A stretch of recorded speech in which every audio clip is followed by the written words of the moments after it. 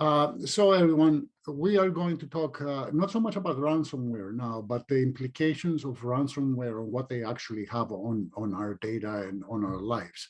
So Santiago was right and very kind to speak about my first book, which was Cybersecurity Program Development for Business. And a couple of years after that, I kind of wrote up the sequel, and the sequel is the book called Privacy Regulations in Cybersecurity, a Business Guide. So I wrote this book because right after I wrote the first one, the topics of privacy were coming out strong, and they were becoming the topic of conversation in cybersecurity cycles, in IT cycles, and also in legal circles.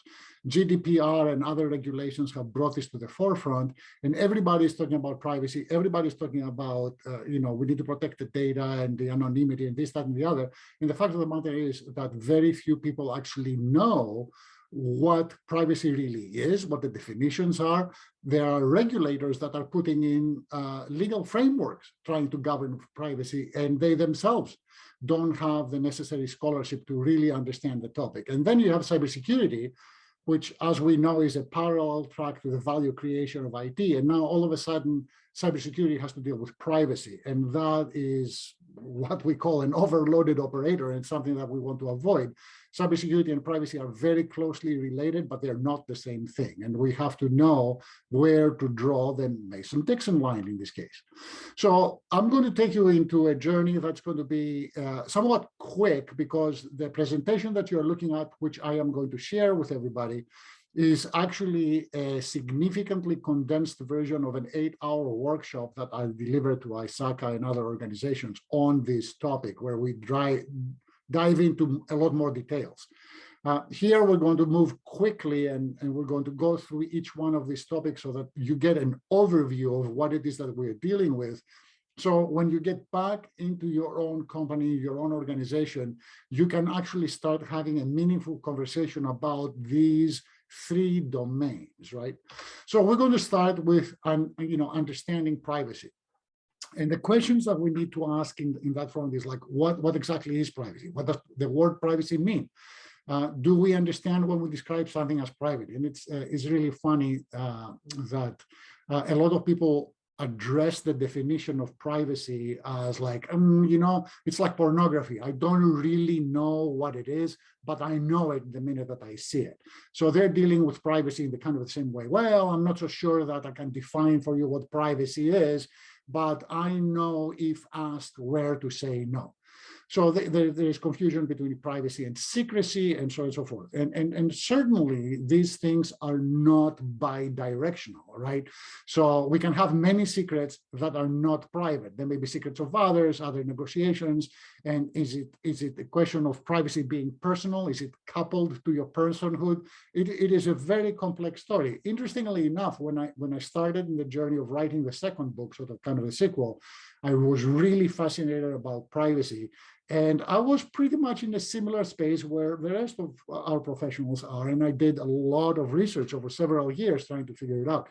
It ends up that there is substantial scholarship behind privacy, but it is a really vertical one, and it is fairly narrow. It's only people that are in the field. In other words, what I'm saying here is, when was the last time in the popular press that you read something that was really talking about the fundamentals of privacy? Not that much. You read about IT and you read about cyber all the time in the popular press, not so much about privacy.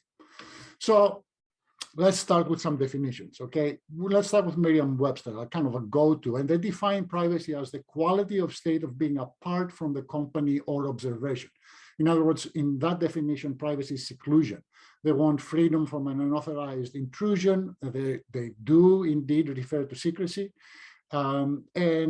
Secrecy and seclusion are the 2 things that are being driven. Oxford, on the other hand, defines privacy as a state in which one is not observed or disrupted by other people, the state of being free from public attention. Well, back into more legal areas, Black Law's dictionary defines privacy in a really interesting way. And it's a definition that we are going to use quite a bit, because obviously we have to map these things to regulations, right? So Privacy is defined as the right that determines the non-intervention of secret surveillance and the protection of an individual's information, and it has 4 categories. It's physical, it's decisional, it's informational, and it's dispositional. And this is key. It's key for people to understand the dimensions of privacy and exactly where does it touch IT and where does it touch cybersecurity. There are 2 giant scholars in privacy research, and one is Alan Weston, which was professor of public law and government at the Columbia University, and the other one, of course, is Erwin Altman, professor and chairman of the psychology department of the University of Utah. Weston's book, Privacy and Freedom, was published in '68, is considered to be really the foundational text on the subject of privacy. Weston defines privacy as privacy is the claim of individuals, groups, or institutions to determine for themselves when, how, and to what extent information about them is communicated to others. Now we're talking. Now we have something that can really be mapped into our highly technical world, right? Weston goes on to describe 4 states of privacy and 4 functions or purposes of privacy. The privacy states are solitude, intimacy, anonymity, and reserve. The privacy purpose of the corresponding function is solitude maps to personal autonomy, intimacy maps to emotional release, anonymity to self-evaluation, and reserve to limited and protected communication. Weston's position is that privacy operates at 3 levels: the individual, the group, and at the organizational level. He also constrains his theory of privacy as applicable to Western societies only. And this is really important. If you study the history of privacy, you find really, really amazing things. And I wish we had the time for us to delve into it. Just suffice it to say, different cultures and at different times took very, very different views of what privacy is and how privacy needs to be controlled. In 2002, Weston proposed the Western segmentation, classifying the public into 3 groups. And I bet you that all of us in here will be able to identify with these groups. It's the privacy fundamentalists.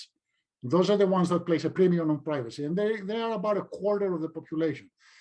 They're fairly militant about their privacy. Very frequently, they won't be in social media and the like. They're deadly serious about this. There's the privacy unconcerned. And those are the people that really don't care about privacy. It's like, it is what it is. I don't have anything to hide. I am putting everything out there. And that's about another 1/4, maybe a little bit less of the population feel that way. I can imagine that very quickly you can attribute the privacy unconcern to the millennials and the younger generation that are using these technologies for free and so vastly that through their own actions, clearly they are unconcerned about privacy. We'll go back to that one because they're not as unconcerned as one thinks. And finally, the privacy pragmatists, which is about half the population, and those are the folks that they are aware that they are making a trade-off between using free services and putting their own data out there. So for his part, Altman, his sort of partner, outlined his privacy regulation theory in the environment and social behavior. In his world, and very, very simply, privacy has to do with the fact that people have different privacy standards at different times and in different contexts. Again, very important to recognize that the different times component on privacy becomes a really hard nut to crack. Because if you're starting a privacy program, and if you're marrying a privacy program to a cybersecurity program, all of which has to do with data and transmission of data and protection of data, right? So if we're going that route, and then we're saying, well, wait a minute, because privacy changes over time, now what? How do you adjust controls, and how do we adjust the program in such a way for it to make sense and evolve over time, just as privacy definitions do? It's a tricky thing to do.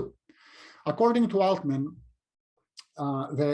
this private information phenomenon is due to the selective control of access to oneself, which has 5 properties: the temporal dynamic process of interpersonal boundaries, the desired and actual levels of privacy, the non-monotonic function of privacy, what constitutes the optimal amount, which again increases or decreases, the bidirectional nature of privacy, and the bi-level nature of privacy, which is different from group to individual. They're different privacies.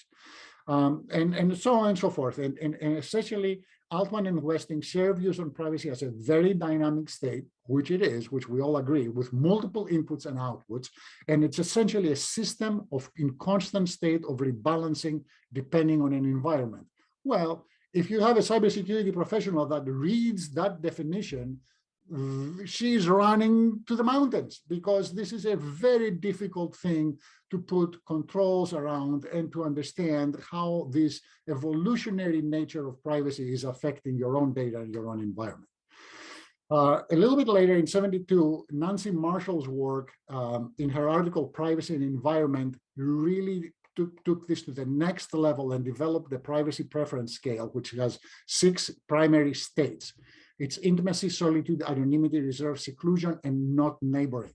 Communication studies scholar Virginia Krupich helped introduce objective environmental measurements and so on and so forth. And finally, Tobias Denlin, a scholar in communication science and psychology at Hohenheim, has proposed the first privacy process model that it truly integrates all the major work done in privacy into one cohesive model. And it's actually fascinating. It's a great piece of work to read. If you're interested in privacy, get this work.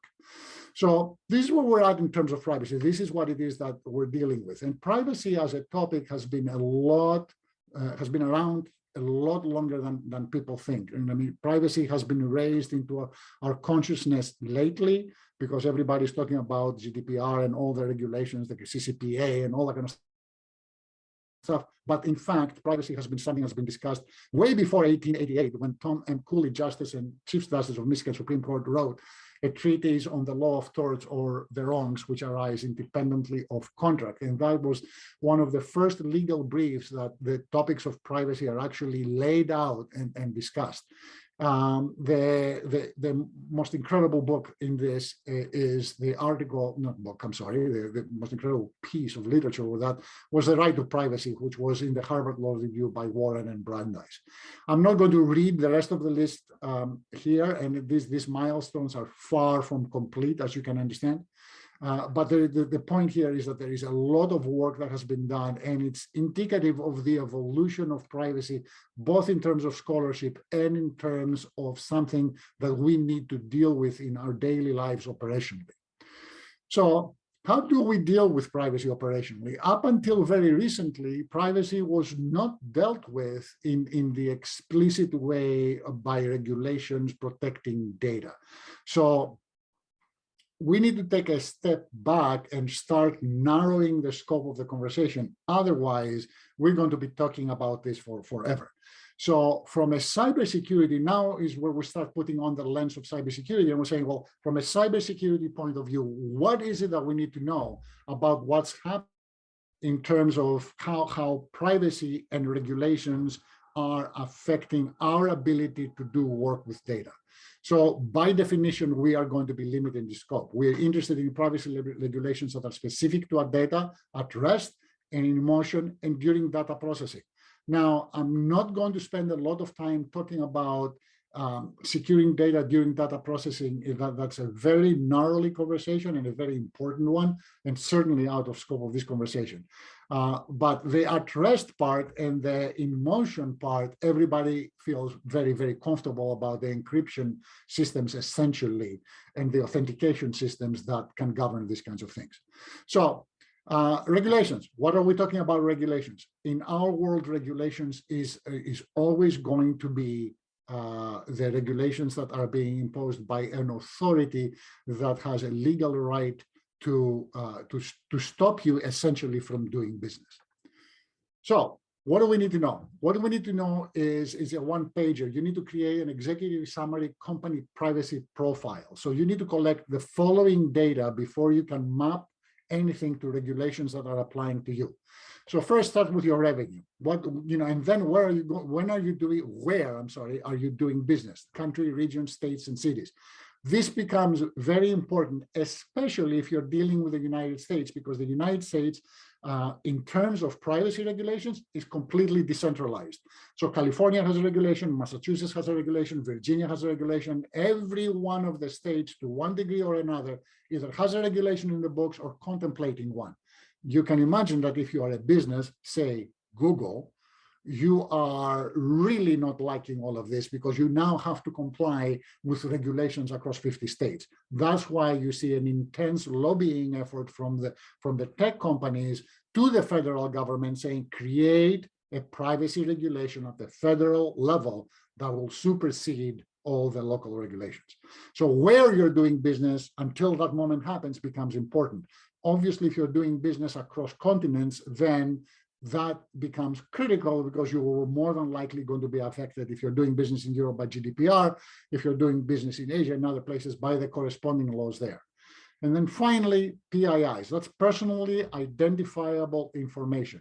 You really need to understand what you're doing with that stuff. Do you collect PII in any form? You need to know that. And if you are collecting PII as a course of doing business, which we all do, and by the way, there is no company that does not have PII. If you have employees, you have PII, the end. So there's no doubt you have PII. The question is, what is it and where is it coming from? So what kind of PII do you collect, store, and process? How much PII do you access that you may not control? Do you store PII? And if so, how long do you store it for? How do you dispose of it when it's done? Do you have a defined life cycle for this PII? And finally, what do you do with the PII? Do you sell it? Is it exclusive to you?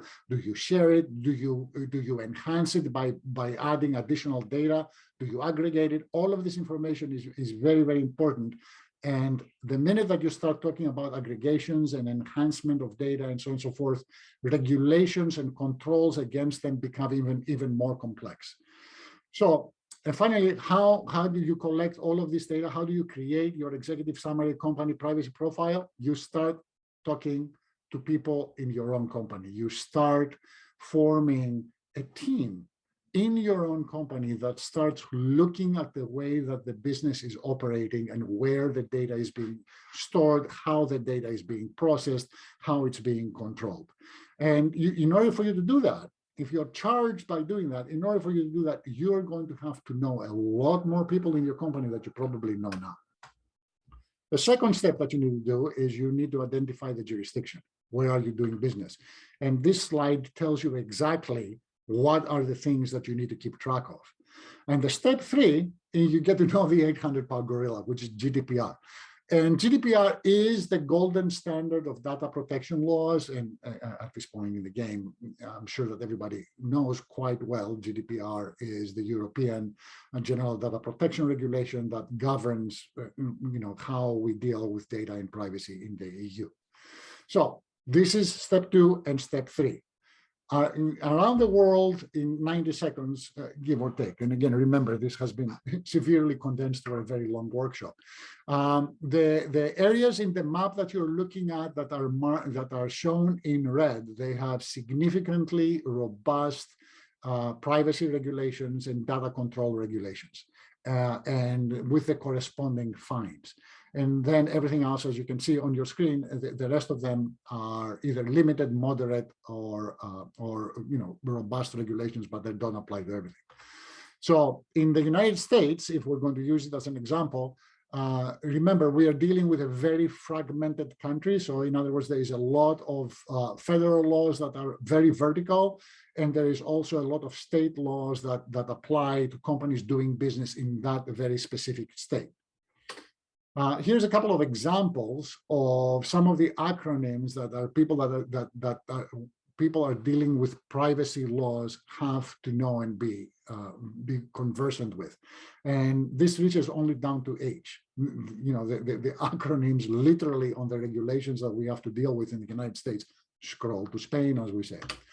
So, knowing all that, let's start mapping this into cybersecurity. Now, I am going to be fairly quick on this because we are kind of running out of time, and also because I am sure that all of you here are quite conversant on what exactly cybersecurity is, what the threats are, vectors and viruses and the like.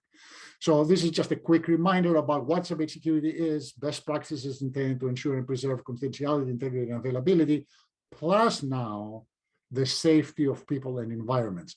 Why do I add safety of people and environments into this definition? Because Right now, with the Internet of Things, cybersecurity can really affect somebody's life. There is medical equipment that are connected onto people that can be hacked. There is cars with AI on them that can be hacked, and so on and so forth. So you can imagine it's not only for CIA, but it's also for the safety. Some of the key definitions, threats, vectors, and attacks are things that we're all familiar with. Now, before our lovely pandemic that really destroyed life on this planet in a significant way, this is what we were looking at in terms of public spaces and threat surfaces and the like.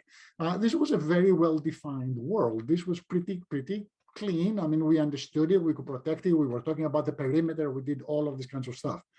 Once the pandemic came in and proved to us that the perimeter has collapsed, that what the boundaries were between work and life have also collapsed, then the matter became substantially more complex. So during the pandemic, this is the kinds of stuff that we saw out there.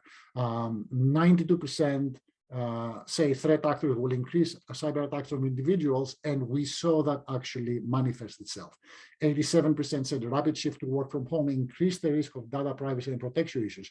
You bet. Why did that happen? Because of bring your own device.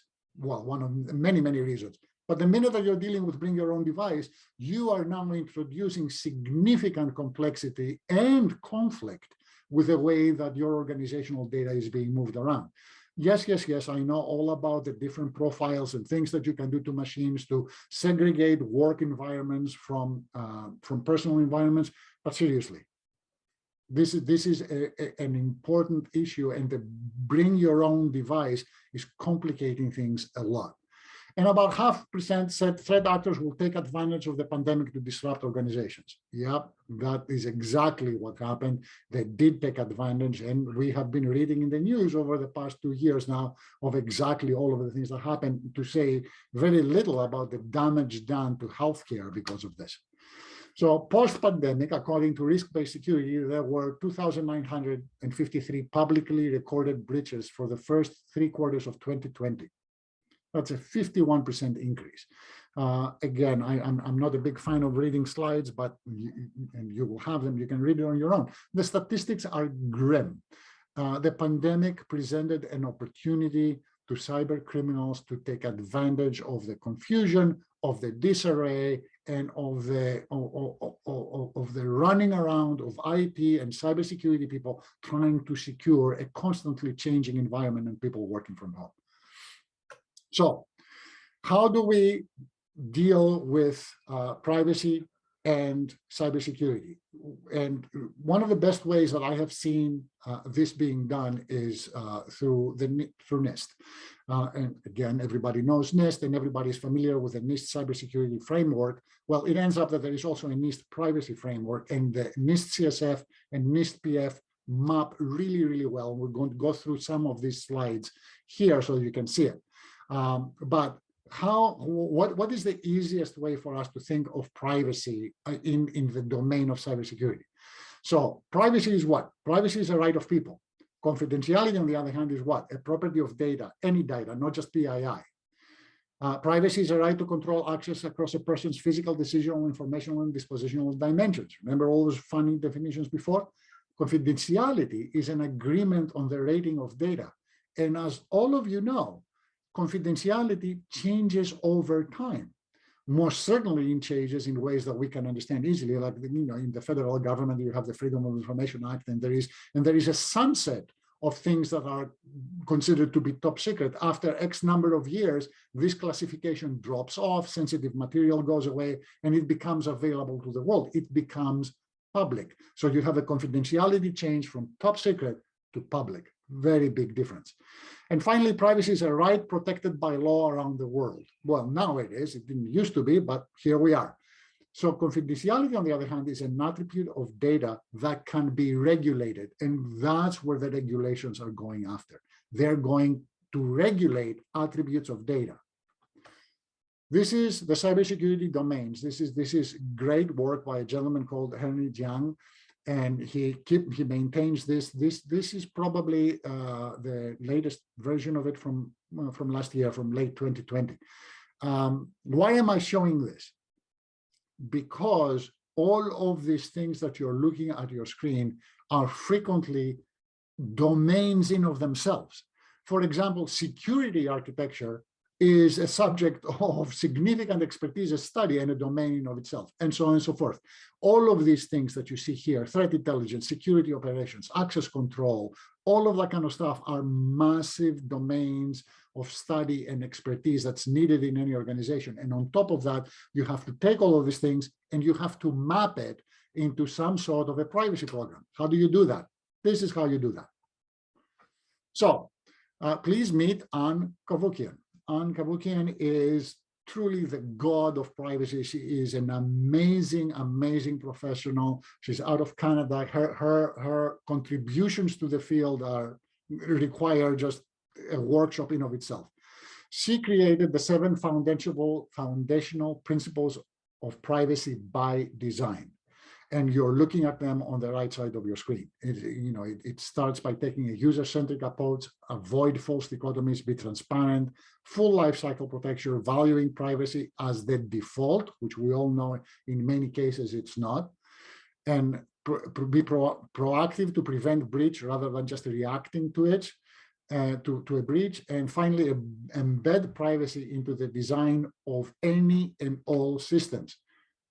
And this is the trick here. People used to think of the foundational principles of privacy by design as applying only to software systems or to systems that were dealing with massive data. This is not true. Privacy by design applies to any system. You can have a system that's just simply all hardware, and you need to apply privacy by design principles on that hardware itself. If it is a system, these things apply. So we talked about the NIST framework, NIST CSF, and the NIST PF. My very strong recommendation for anyone that's starting down a privacy/cybersecurity engagement is to keep this simple. The volume of work that we're talking about here, depending on the organization that you are in, can be enormous. So it is to your benefit to keep things as simple and as manageable as possible. Every time, challenge yourself. Ask the question, do I need this piece of information? Do I need to code it? Do I need to do anything with it? Anything that you put down, you're going to have to manage later. Keep that in mind. So the NIST cybersecurity framework has these 5 areas, the identify function, the protect function, the detect and the respond, and finally the recover function. The privacy framework has very similar functions: identify, govern, control, communicate, and protect. So they did an excellent job in really differentiating what the key elements of a privacy program versus a cybersecurity are and where do they differ. So this is how this looks like in a Venn diagram. You have cybersecurity risks on one side. They are associated with incidents arising from loss of confidentiality, integrity, of availability. You have the privacy risks on the other side, which is associated with privacy events arising from data processing. Okay, we need to stop here and really reflect on that last week. It is arising from data processing. That's our boundary.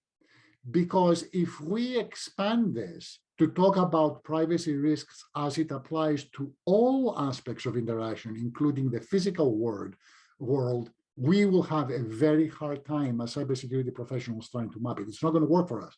We need to stay within our own domains. Where do these things intersect? Right in the middle of cybersecurity related privacy events.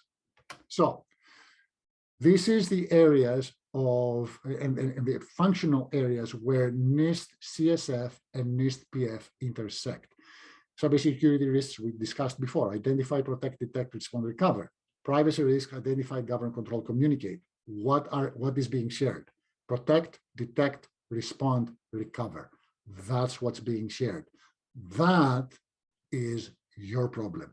If you're in cybersecurity, that part of privacy is your responsibility.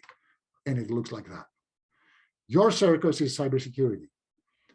Not your circus, not your monkey is privacy. Your monkey is the part of privacy that is touching cybersecurity. And that is what we want to talk about going forward from now. So What are the best practices to achieve this? Best practice by necessity and pragmatism, as I say, varies organization to organization. A small business will have a very different privacy and cybersecurity program than will have a multinational. Large firms will have retained senior skill sets like CISOs and CTOs and CIOs, but they will also have a data protection officer. They will also have a privacy officer. Different people, different domains.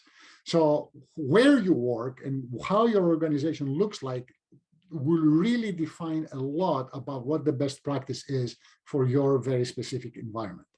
So essentially what you're going to do is you're going to do an import. And the import that you're going to be doing into your cybersecurity management systems is going to be all about privacy metadata. It sounds a lot easier than it is. So, how do you do this?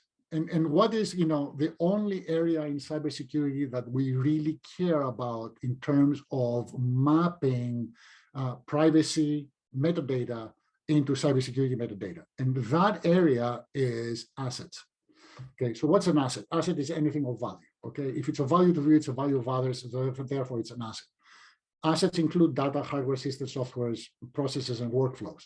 Working from your asset inventory, ask 2 key questions per asset. Okay, does the asset carry any privacy risk? Okay, this would be a risk to privacy as a result of data processing only. What happens if the associated asset PII is exposed, corrupted, or exfiltrated? What happens if the asset is destroyed? What happens if it becomes public or falls into the wrong hands? Okay. Does the asset carry any cybersecurity risk? This is straight up the risk associated with the triad +1, confidentiality, integrity, availability, plus security. Those are the starting point. Everything hinges on these 2 questions. A yes answer to either of these 2 questions means that you must take additional steps and collect the following sets of metadata, otherwise known as the dirty dozen. And this is it. This is the minimum set of things that we would go collecting if we have an engagement like mapping privacy and cybersecurity. This is the minimum set. Different organizations will have either a substantially longer list, but hardly any organization will have less of the list. The things that you need to pay attention to is PII classification and PII life stage. It is critical that you include a PII life stage because you need to have a way of knowing when you can destroy these assets because they are no longer meaningful. So the one level down to the PII classification and PII life stage are examples like this: PII age, audit status, authorized users, classifications, life stages, locations, owners, and so on and so forth. Where are you going to get this data? Again, it depends. If your organization is of substantial size, then you probably have a privacy officer, and the privacy officer has done a lot of this work, and they will be willing to share it with you. So be nice to them and start working together. So this is a top level PII metadata list. And again, it's by no means complete. Okay, but my advice is on the bottom of this slide, and it's important. Use need to know. Does the firm really need to know this metadata? Remember, anything that you're coding and doing with this, you are going to have to manage later. So how do you apply these things in context? You do so through business impact analysis, division by division. You go through and you start doing BIAs in all the different units. Who gets to do the BIAs? The actual business owner, the business unit owner. You're there to help. Remember, they know their business, you don't. They are the ones that are going to be doing this kind of work. So for the PII lab stage, things are going to get a little bit more complex. And this is the part where you need to partner with a privacy program professional, assuming that there is one in the house. If there isn't one in the house, then you're in a world of hurt because you're going to have to get all of this information collected and trying to manage it. So this is the kind of things that you're going to have to collect in order to understand the PII lifecycle: collection, processing, storage, transfer, use, maintenance, and destruction. Destruction is key. And there is an enormous amount of resistance in companies in terms of data destruction. they're hoarders. Nobody wants to delete data. Well, this was a mailing list that we had from 15 years ago. Yes, it is, but it also has a ton of PII because you have names, addresses, this, that, and the other on this list. Are you using this list? No, delete it. Well, yeah, but it's there. No, it's not there. It is now a liability that we are going to have to protect. So the way you start mapping things between CSF and PF is by creating a ranking on the different metadata values. And this was a mouthful. So let's pause. Rankings. Rankings, my strong recommendation for you is when you're doing rankings of anything, don't go past the number 4. And most certainly do not create a pivot point. In other words, don't go to 5, because a lot of people tend to gravitate into the middle, pick a 3. Use 4. There is no middle. So therefore you can, you can really apply critical thought about what kind of attribute this has. So in these cases, everything is 1 to 4, and a business unit, I'm using this as an example, decided on the following values for a specific application. Collection is ranked as 4, processing 2, storage 3, transfer 4, and so on and so forth. So for this system employed by this specific business unit, the score is 21, okay?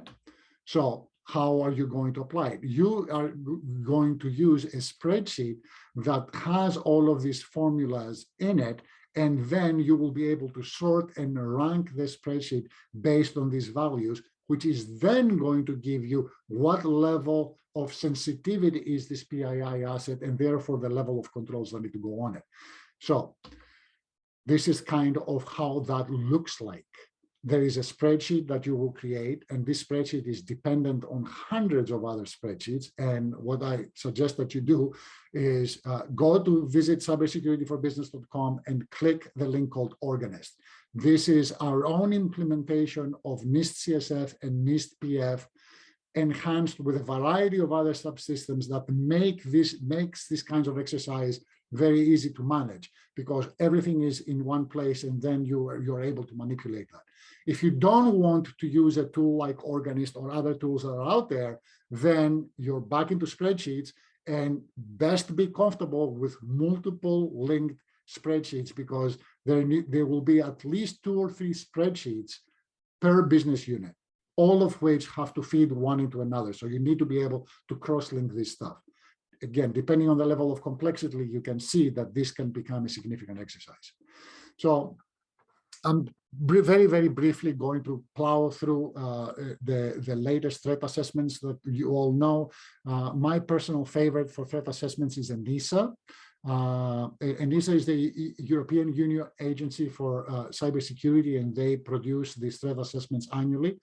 I may be a little bit biased because I have to admit that ENISA is headquartered in Greece, and it's in the University of Crete, and also they have offices in Athens. So I'm kind of biased in making, in preferring their threat landscape. But again, nothing here should be shocking, and most of you are in the field, so you know all of these things cold, so I am actually boring you now. So let's go through vulnerabilities. So the vulnerabilities, make sure that you are really, really comfortable with NIST National Vulnerability Database. And there are many others, MITRE, OWASP, and CERT, and many cybersecurity vendors have a vulnerability list. Make sure that your own systems, you check your own system against known vulnerabilities. I can give you a pass if it's a 0-day event and you have had no way of knowing that this was a vulnerability, but I will not give you a pass if the vulnerability is known and you haven't patched the system. That's a problem. That's on you. So I want to briefly go through, I have 4 minutes, so I want to briefly go through environments, because environments have really driven the conversation of privacy and cybersecurity onto a next level, because right now we have moved an enormous amount of information onto the cloud, which has a variety of issues, including cybersecurity issues, co-tenancy issues, sharing issues, and all sorts of stuff, denial of service attacks, all that kind of stuff. And we also have a distributed workforce. Even though now offices are being reopened, and over the next few months they're going to be even more reopening, the fact of the matter is that when everything is said and done, about 25% of the workforce that will continue to work from home, and it's our responsibility to protect it. So the things that we have to protect in these environments really center about the bring your own device and about the hard boundary between personal data that an individual has on their own computer and corporate data that the individual using their own machine is now accessing. The examples are numerous, right? Where does the individual's responsibility end in terms of protecting that device, and where does the corporate IT responsibility and corporate cybersecurity responsibility come in? Very complicated things, no unique answer. Company by company, this will be different, okay? The things that I can advise companies to do to try to get a handle of all of this, the first thing is create a legally binding agreement between an employee and a contractor and the corporation. The employees need to have signed a document that explicitly spells out their responsibilities in terms of cybersecurity and in terms of keeping this machine and the data on it safe. So I strongly advise doing that. You need to create and communicate clear policies, standards, procedures, and guidelines for all IT, cyber, and privacy. You have to have clearly and timely onboarding and offboarding processes for all employees and contractors where cybersecurity and privacy is explicitly addressed, not as one thing, but as two separate things. And if you're including IT user manuals and applicable use and all that kind of stuff, three things: IT paper, cyber paper, privacy paper, signatures on all three. Provide both cybersecurity and privacy awareness training to all employees. Again, depending on the size of the company, this is going to look different. If it is a small firm, you can get away with 1 or 2 cybersecurity awareness, lunch and learns, or emails, posters, and the like for such a small firm. In bigger firms, you need to have a robust, ongoing cybersecurity and privacy awareness program, period. That involves tests, that involves remote distribution of material, that involves lectures, that involves all that kind of stuff. And finally, you need to deploy a wide range of controls, including a well-tuned security information and event management system and data loss protection system. So the security information and event management system is a CM. There is incredible vendors that have these things, and DLPs also, there are great vendors that have solutions like that. Deploy them. They are going to be very important in your ability to control this environment. So I'm going to plow through controls very quickly because I think I'm running out of time completely. So again, you're going to have the slides and you're going to be able to go through this. These are control mappings between NIST CNCF and NIST PF.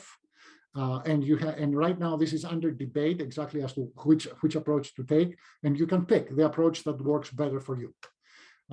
This is the different family of controls. I'm going to, keep skipping this. You're going to get the drafts, and you can also please go and get the NIST drafts directly from NIST. Incident response, we're going to go right through it. It is something that you obviously have in place, and you need to know what to do it. The thing that I particularly insist that people pay very close attention is their ability to detect a security event. And the best way to detect that event is through a CM. So finally, welcome to the future. And there is, in the book, every chapter is opened up with a statement of people applicable to the chapter. And I just couldn't resist by putting this here. The time is always right to do what's right, by Martin Luther King. It's still magic, even if you know how it's done. And indeed, every day that we work in the field, we experience the magic of technology. And finally, when digital transformation is done right, it's like a caterpillar turning into a butterfly. If you do tech right and cyber right, my God. Otherwise, if you do it wrong, you want you really fast, you have a fast caterpillar.